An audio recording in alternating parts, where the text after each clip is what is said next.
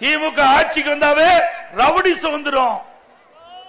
இந்த 50 மாத திராவிட முன்னேற்ற கழக ஆட்சியில கொலை கொல்ல திருட்டு பாலியல் வன்கொடுமை நடக்காத நாளே இல்ல.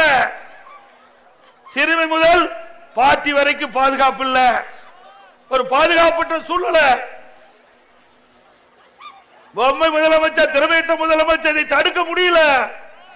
கோவை மாவட்டம், ஈரோடு மாவட்டம், திருப்பூர் மாவட்டத்தில் முதியோர் எங்கெல்லாம் வசிக்கிறாங்களோ அந்த பகுதியில இந்த கொள்ளை கூட்டம் உள்ளே பூந்து அவர்களை கடுமையாக தாக்கி கொலை செய்கின்ற காட்சி எல்லா தொலைக்காட்சியிலையும் வந்திருக்குது.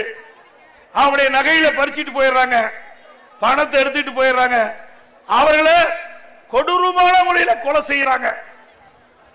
அதை தடுக்க இந்த ஆட்சியில திறன் இல்ல, திறமை இல்ல.